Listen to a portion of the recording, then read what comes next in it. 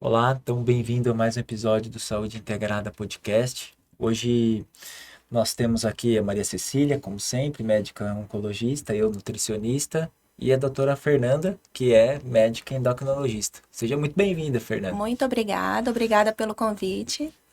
Fernanda, conta um pouco aí pra gente, como que tá a vida do endocrinologista, assim, no consultório principalmente, né? Tá recebendo o quê? Pessoas...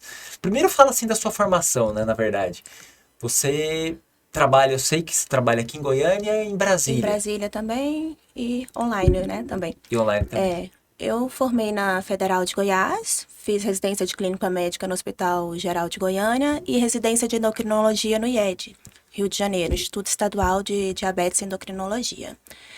A vida do endocrinologista tá bem movimentada, viu? E como que tá? Eu pergunto isso justamente para o que que eu vejo, né? Quem que tá procurando?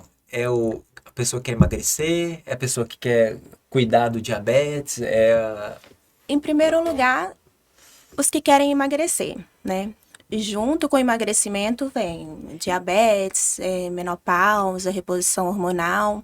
E outra queixa muito comum no consultório de endócrino é o cansaço, fadiga. Interessante, né? É, E o paciente, ele é sempre um mix, né? O carro-chefe seria o emagrecimento, a melhora da estética corporal mesmo, mas ele vem com todos esses distúrbios metabólicos, alterações de apetite, alterações hormonais, deficiência de vitaminas. Tá, se a gente começar a pontuar, né? Eu vejo que na nutrição a dúvida é muito grande, mas quando a gente fala assim, distúrbios metabólicos, quais são os principais, assim, que você vê população, assim, das pessoas que chegam no consultório? Quais são esses distúrbios metabólicos? Os distúrbios metabólicos, é, assim, diabetes, alteração do colesterol e também, assim, deficiências de vitaminas é algo muito prevalente hoje em dia, deficiência de vitamina B12, ao mesmo tempo que muita deficiência de ferro, ferritina alta também, pelo paciente ali, aquele acúmulo de gordura visceral, que leva aquele aumento todo de substâncias inflamatórias no organismo, e a ferritina como uma delas, né? E aí você separar isso tudo ali e explicar bem para o paciente, até porque ele encontra, hoje a gente tem acesso a muita informação, e aí ele encontra uma informação pontual, por exemplo, minha insulina está alta. E E, agora? Eu tenho um problema? Isso é uma doença? Da onde veio isso? a pessoa acha que aí, dentro da nutrição, é Aham, justamente isso, né? Ah, eu tô com a insulina alta, então eu só preciso parar de comer o açúcar, que é É, o açúcar que coloca no suco, no chá e no café. aham, Mas o restante não tem problema comer. aham. E aí a gente tem que explicar para ele que todo alimento ali, como fonte de energia, né, vai ser glicose, e é o que desencadeia essa resistência insulínica, é principalmente o excesso de gordura corporal e alimentação inadequada, né? Que de fato a gente consegue intervir de forma farmacológica, seja suplementando, mas se esse paciente também não regular a alimentação, que não é parar de comer, a gente não comer vai. direito, né? Isso. E a A maioria escolha é das mais vezes. importante do que a quantidade, né? E a maioria das vezes que a gente chama ali de metabólicas é um conjunto de alterações que são consequências de uma série de coisas do estilo de vida que o paciente vem carregando, né? Do sono ruim, intestino ruim, alimentação inadequada, que a gente tem sim o que fazer, o que intervir para destravar aquilo ali, para dar o suporte para o paciente, para ele readequar seu estilo de vida. Não é só, eu sempre falo assim, o tratamento, seja para perda de peso, ele não é força de vontade, não é um conselho, é um tratamento que tem que ser assertivo. Isso é um Alinhado, fato né? também. Mudanças. Isso. A gente não coloca só na conta do paciente, ele te Uhum. procurou, você vai resolver a parte que a gente pode ali e orientar de forma assertiva o que ele precisa fazer. É porque eu acho que tem duas coisas diferentes, né? Assim, quando fala de endócrino, pelo menos as pessoas que chegam até mim que falam, eu passo também com endócrino, que é o quê? Ah, eu marquei com endócrino porque eu preciso tomar uma medicação e eu quero. Isso é uma coisa. Sim. Seja qual for. Ou porque a minha Aham. insulina tá alta, eu quero controlar ou regular. Ou tô com alteração da tireoide, eu quero ver. Isso eu acho que é uma coisa. A outra Sim. é, eu marquei com o endócrino porque eu preciso fazer um check-up, né? Assim. Porque eu tô cansado. Aí nesse primeiro ponto, alterações muito bem estabelecidas, né? Assim, diabetes, eu tenho alvo para atingir. Hipotiroidismo, eu tenho alvos também. Não deveria ser tão complicado, mas tem. Agora, é um check-up, agora eu tenho que ver esse paciente como um todo, né? E como você pensa, assim, exatamente sobre, saindo agora de um pouquinho de doença e tal, se a pessoa chega falando isso pra você, eu quero um check-up. Um check-up. O que é, como você trabalha quando tem esse... Primeira coisa, anamnese, que é aquela história detalhada do paciente, né? É um check-up, mas você tem uma queixa principal, você dorme bem, seu intestino funciona bem, como que tá o seu humor, a saúde mental? Isso é fundamental. É o top das discussões hoje na endocrinologia, acredite. Tenho queixas cardiovasculares, doenças prévias, o que eu uso, e aí tudo que é vitamina e suplemento, que a gente pergunta para o paciente, você tem alguma doença? Não. Você usa alguma coisa? Não. Não, mas eu uso um suplemento do cabelo que tem biotina. Isso vai interferir em algum exame. Não que interfira na função de nada, né? Biotina é um suplemento muito usado para cabelo, mas ele interfere em leitura de exame. História familiar. E aí você vai pegando todos aqueles pontos para eu pedir um exame complementar e já intervir, né? Que, por exemplo, um paciente que não dorme bem. É uma insônia grave mesmo ou faltam medidas de higiene do sono? Eu posso usar suplementação porque ele durma melhor. E por que isso? Porque um sono ruim leva a desregulações hormonais múltiplas, seja de alteração de pico de cortisol, testosterona, GH, seja de hormônios que regulam a fome. A própria fome. Tudo interligado. Quem dorme mal tem mais fome, tem mais vontade de comer besteira. E aí são igual os trabalhadores de turno, né? A pessoa trabalha à noite e ela quer ter o apetite normal. Vai ser que ela dorme ao contrário, ela tem ela já a vida saiu do rato, né? Que dorme à noite. Ritmo circadiano, né? E a influência em toda a base de hormônios. Aí só concluindo, esse paciente quer fazer um check-up, eu vou pedir exames? Vou pedir função tiroidiana, hormônios sexuais, vitamina B12, ferro, os gerais, glicose, perfil lipídico. Mas casar com a história do paciente, com o que ele está vivendo, da hora que acorda, ao quanto que ele bebe de água, ao que ele come, que é o check-up. Na minha forma de trabalhar. Direcionar também. Né? Exatamente. O que eu vejo também, assim, o que você pensa, assim, hoje em dia tem muitas pessoas chegando, falando assim, eu tô aqui, doutor, porque eu tô inflamado. E aí, o que eu tenho que fazer? E é interessante. Você ouviu isso também? Sim. Aí, assim, ele não tá inflamado com o que a gente fala, né, no meio médico, sinais flogísticos, né, com inchaço, vermelhidão, como se fosse uma dor de garganta. Mas, de fato, o paciente que está com a composição corporal ruim, leia-se baixa massa magra e massa gorda em excesso, ele produz mais substâncias inflamatórias mesmo, que a gente chama de citocinas inflamatórias. Aí entra o aumento da ferritina como marcador inflamatório. E várias doenças e resistências hormonais vão estar relacionadas a essa inflamação. Inclusive doenças de cunho neuropsiquiátrico, né? Neuroinflamação. Então, isso realmente existe. E aí a gente vai explicar para o paciente como que a gente vai retirar essa inflamação, né? Que não é só, eu vou tomar um suplemento... Restringindo isso, aquilo, tomando um suplemento anti-inflamatório e pronto, não, né? Eu acho que as pessoas se apegam muito a isso, né? Porque então eu tô inflamada, então eu preciso, obviamente, tomar alguma coisa. Eu falei isso, na nutrição tem muito isso, né? Então eu tenho que tomar alguma coisa, mas o que eu posso tomar?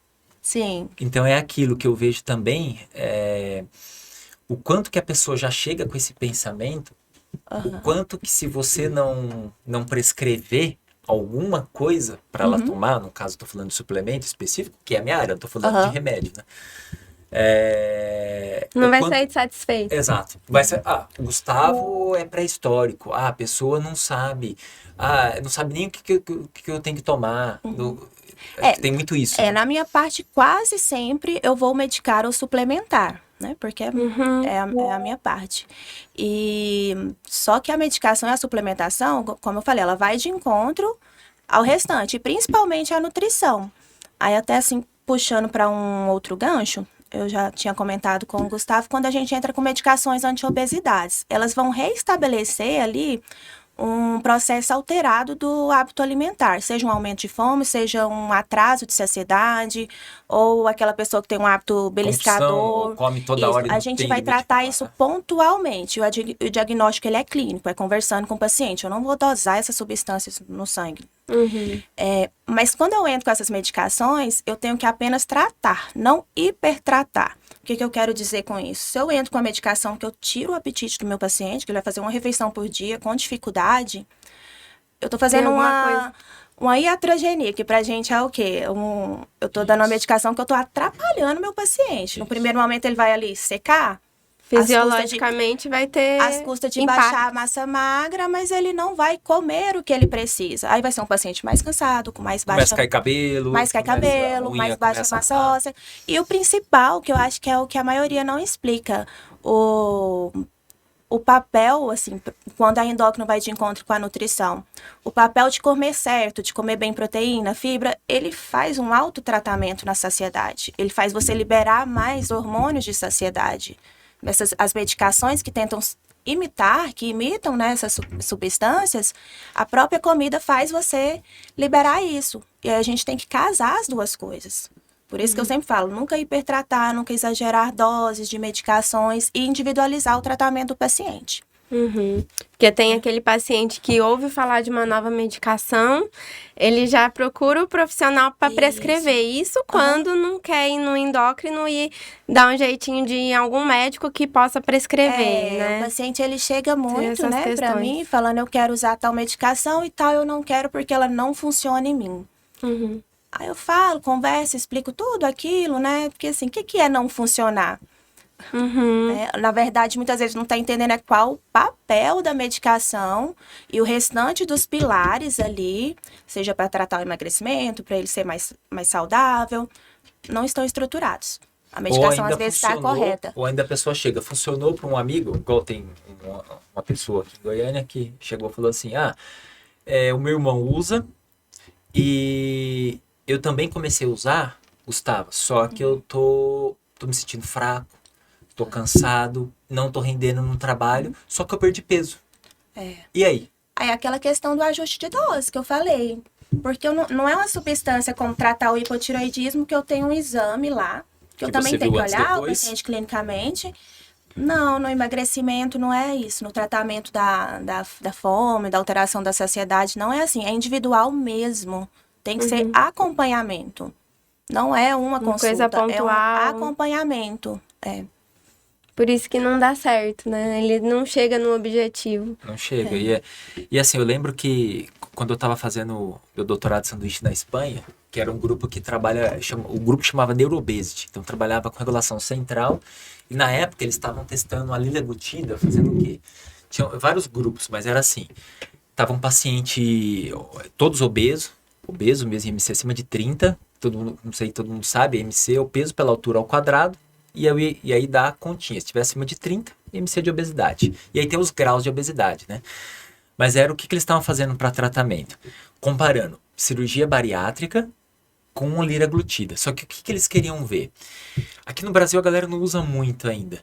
Mas a gente usava uma câmera lá, que é uma câmera uma marca FLIR, que avalia o quanto que o corpo está produzindo de calor. Então o que foi visto? Várias coisas. Já se sabia, por exemplo, que o intestino ajuda, quando faz bariátrica, ajuda a produzir as células do intestino, por exemplo, que produz GLP-1. Depois a Fernanda explica o que é GLP-1 para ela. Aí, beleza.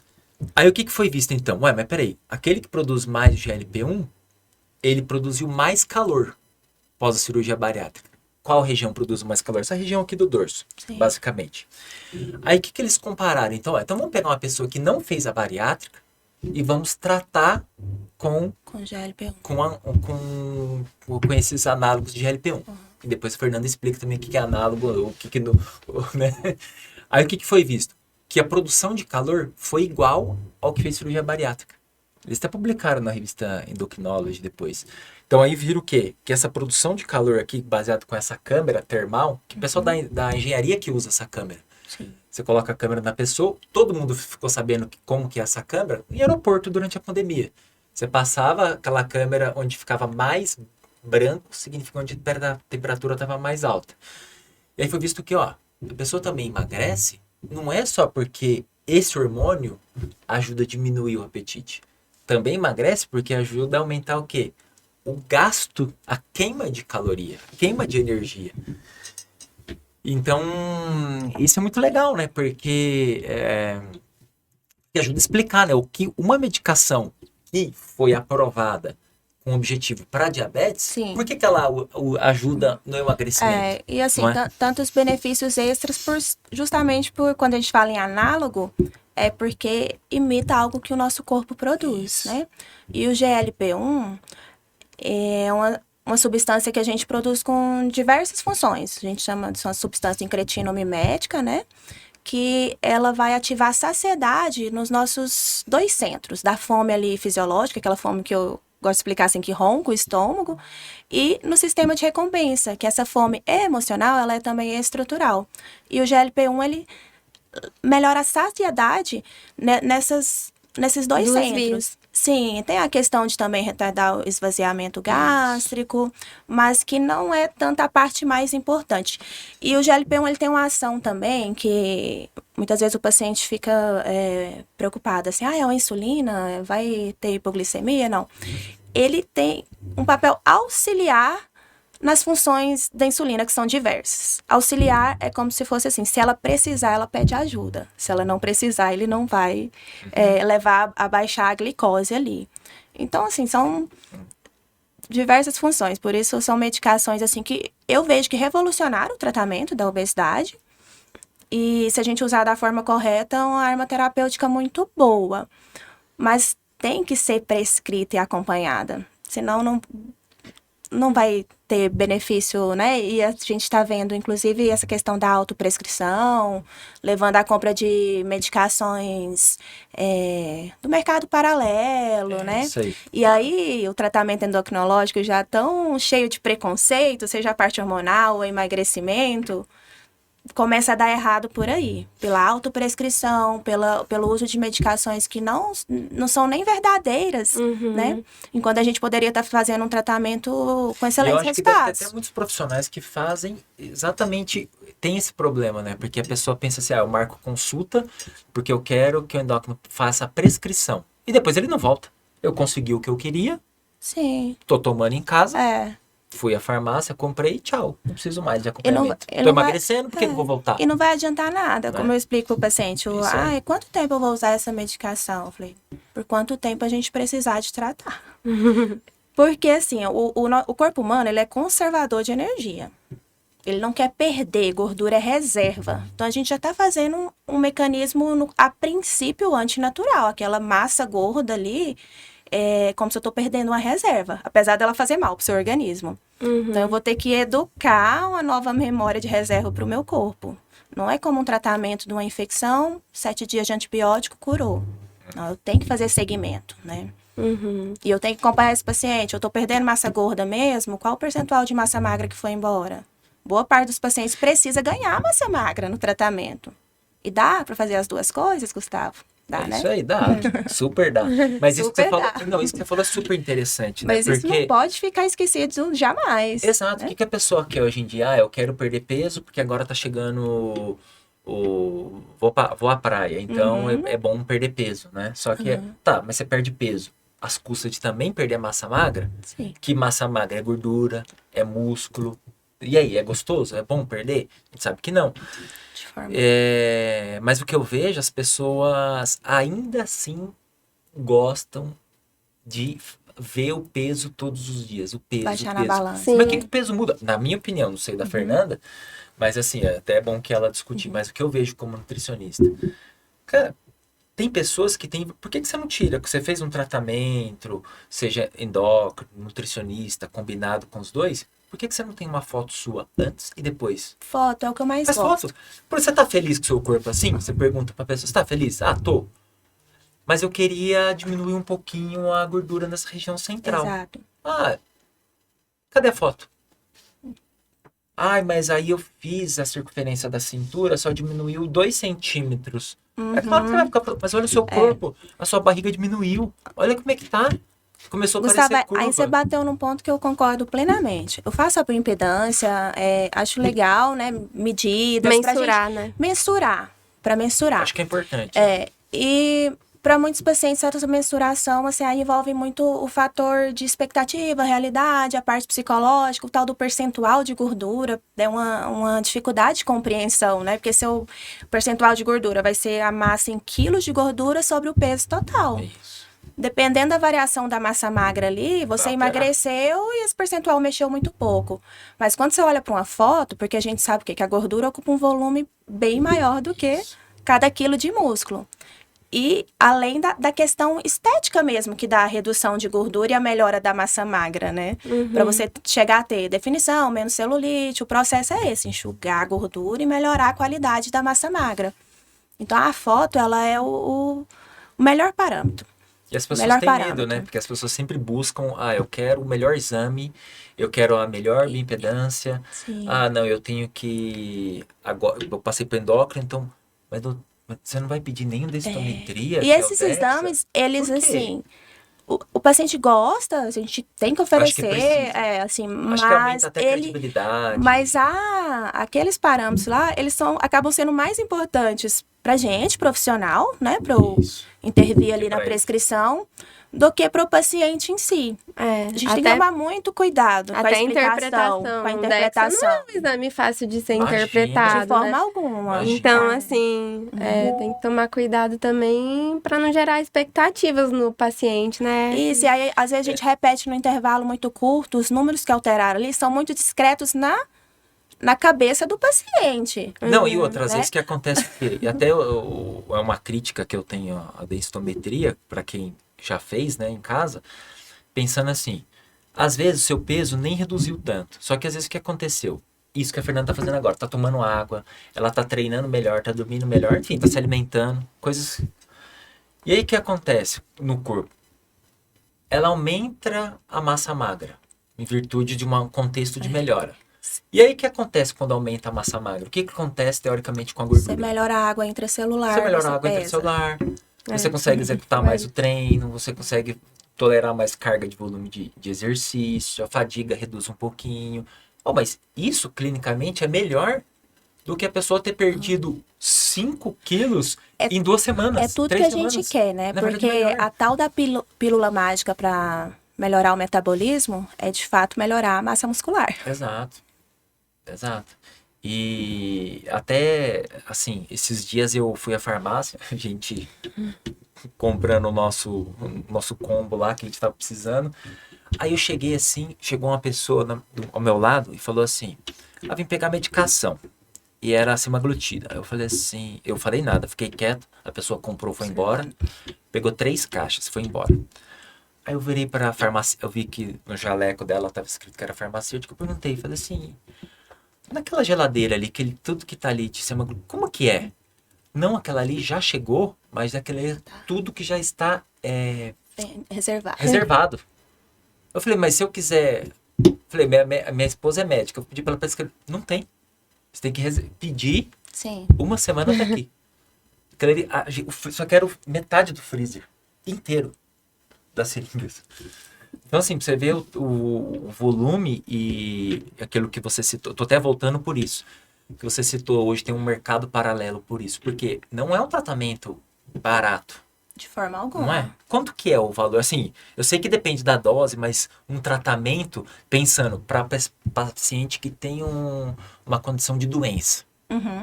Disfunções metabólicas. Que quanto provavelmente a sairia? gente tem que usar uma intervir, dose isso, maior. melhor, né? A cerca de R$1.000 por mês. Imagina. Então, não é um medicamento que é acessível. É para quem que é acessível esse medicamento? Não é para... Obviamente, plano de saúde não cobre. É acessível para quem? Quem tem uma condição financeira muito melhor, né? E aí a importância da gente ajustar os outros fatores. Porque muitas vezes não. Todas as vezes quando você ajusta os outros fatores, a chance de você precisar de uma dose menor ela é certeira. É. Você ainda economiza. Exato. Ah, interessante. E, assim, tem uma outra...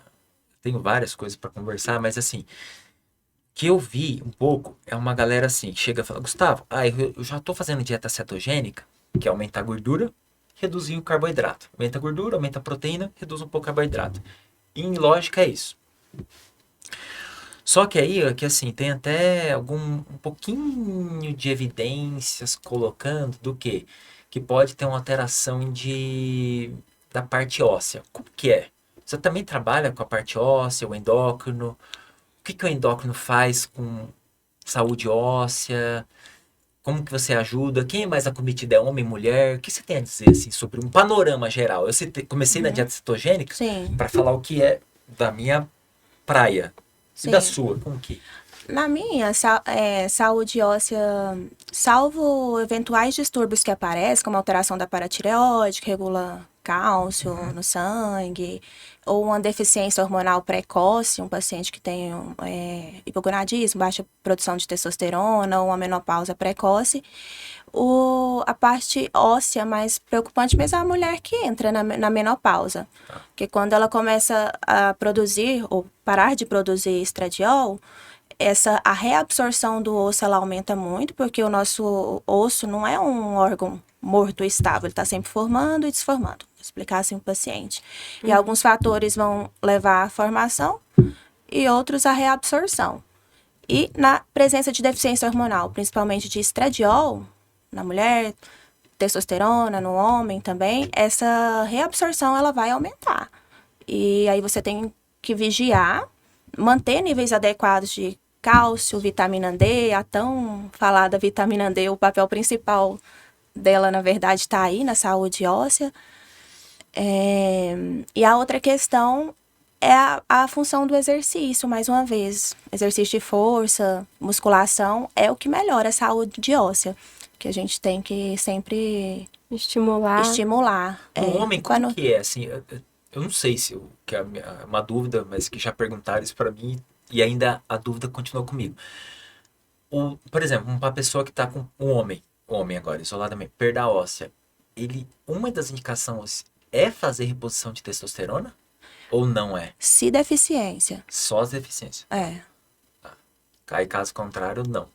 Não, Para possível tratamento ou prevenção, na verdade, aí é aquela parte clínica, né? Vamos investigar, vamos fazer uma urina de 24 horas, esse paciente está perdendo cálcio, fósforo, como está o paratormônio, vamos ver todas as causas dessa perda de massa óssea. É relacionada com a parte hormonal ou não? E aí você tem que tratar... Obviamente, se não é hormonal, não. Sim, porque o esperado tem uma causa mesmo, você chegar naquilo ali. Tá. Eu não vou fazer de forma empírica. Quando você não achou a causa, você não vai empírica, assim, eu fazer vou testar, eu vou dar testosterona porque ele tá com baixa massa óssea simplesmente. Tá.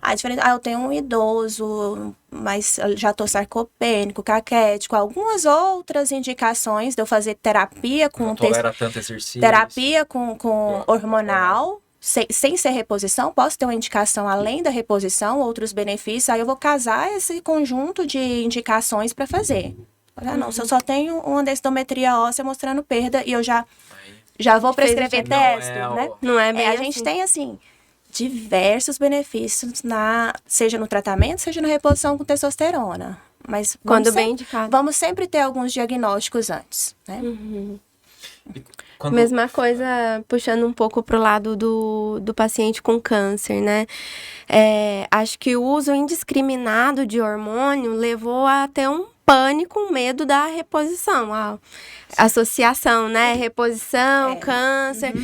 E assim, acho que isso acabou sendo porque foi indiscriminado, mau uso da... Sim. Quando bem indicado, quando visto os fatores de risco, ele pode ser um aliado até, inclusive no tratamento do câncer, né? Aí essa interface, ela é muito atual e, assim, uma luta científica mesmo, os últimos congressos que eu fui, foi uma pauta muito discutida.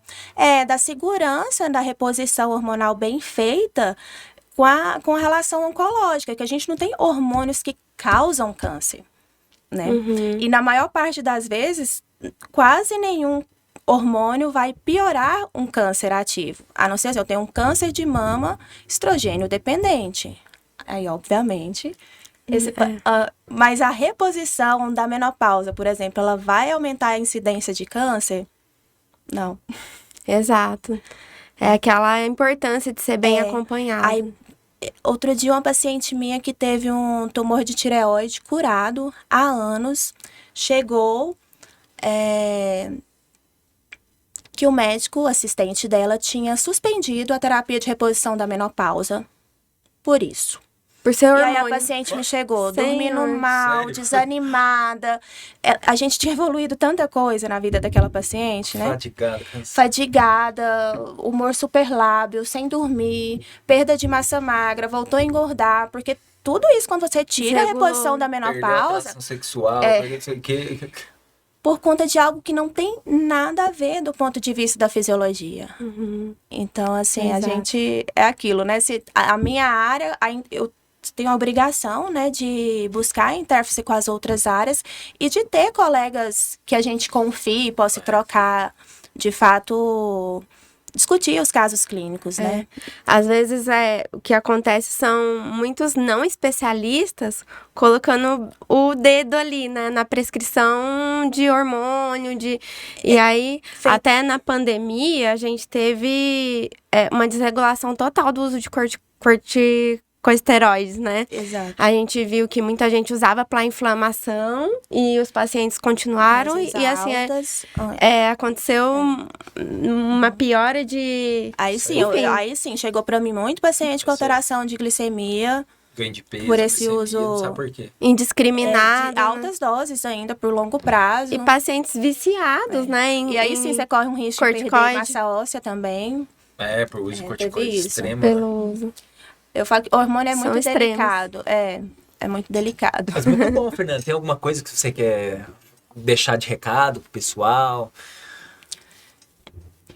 Então, faça um acompanhamento, tem aqueles médicos que você confie. Normalmente, eu falo que os profissionais que trabalham de forma que converge, eles acabam se encontrando, né? Isso. Então, assim, um nutricionista que tem ali a mesma linha do seu endocrinologista, do cardiologista, você procura estar bem assistido, que você vai viver mais e melhor. Porque eu acho complicado pro paciente também. Quem que eu procuro hoje? Há tanta informação, né? Eu acho. Então, você vai... Eu falo assim, o paciente ele vai achar seu médico e o seu médico ele vai ter A sua mesma linha ele vai ter ali de a cuidados. sua turma. A gente acaba se encontrando por aí. Porque senão deixa ele mais em dúvida, pulando de galho em galho e não segue nenhum, né? Exato. Né? A gente precisa seguir. Se você pula de consultório em consultório, a chance de você ficar bem tratado, ela reduz muito. É isso aí. Tá bom. Como que faz pra te achar, então, nas redes sociais, clínica, o que você quer deixar de contato? Fica à vontade. Instagram, é o mais fácil, né? Doutora, Já _, Fernanda Braga. Isso Lá aí. tem todos os contatos.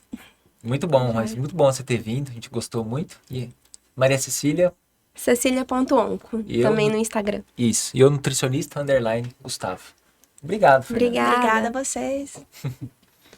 Muito bom.